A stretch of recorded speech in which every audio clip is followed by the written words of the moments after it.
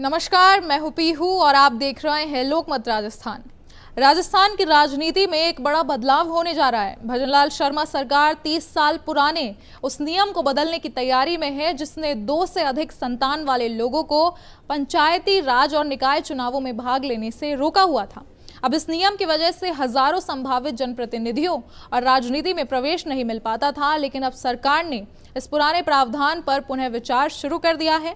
नगरीय विकास मंत्री झावर सिंह खर्रा ने इसको लेकर संकेत भी दिए हैं कि राज्य सरकार विधिक राय लेकर इस नियम में संशोधन की दिशा में आगे बढ़ रही है।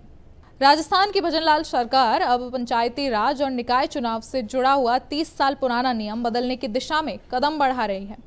ये वही नियम है जो वर्ष 1994 में तत्कालीन मुख्यमंत्री भैरव सिंह शेखावत की भाजपा सरकार के समय लागू हुआ था। इस अधिनियम के तहत 2 से अधिक संतान वाले व्यक्ति को चुनाव लड़ने से अयोग्य घोषित कर दिया गया था। राजस्थान पंचायती राज अधिनियम 1994 के तहत 2 से अधिक संतान वाले व्यक्ति को पंचायत या नगर निकाय चुनावों में प्रत्याशी बनने की अनुमति नहीं थी और अब इस प्रावधान का उद्देश्य परिवार नियोजन और जनसंख्या नियंत्रण को प्रोत्साहित करना था।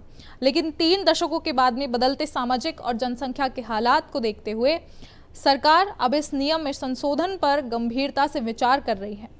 इसको लेकर नगरीय विकास मंत्री झावर सिंह खर्रा ने बताया है कि इस विषय पर उन्होंने मुख्यमंत्री भजनलाल शर्मा से बातचीत की है और उन्होंने कहा है कि हम इस नियम में बदलाव के पक्ष में हैं।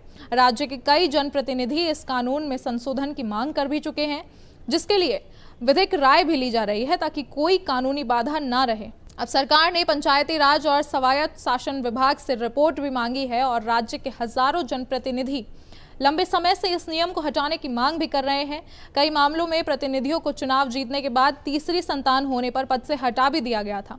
इससे न केवल राजनीतिक करियर प्रभावित हुआ बल्कि जनता का प्रतिनिधित्व भी अधूरा रह गया। अब सरकार के रुख में नरमी दिखने से इन प्रतिनिधियों को राहत मिलने की उम्मीद है। अब अगर बात करें कि क्यों इस नियम में बदलाव जरूरी है, तो आपको बता दें कि विशेषज्ञों का कहना है कि 1994 का ये नियम उस समय की सामाजिक परिस्थितियों के अनुरूप था, लेकिन आज के संदर्भ में ये अप्रासंगिक हो चुका है। आज जनसंख्या नियंत्रण के कई अन्य साधन और सरकारी अभियान पहले से मौजूद हैं।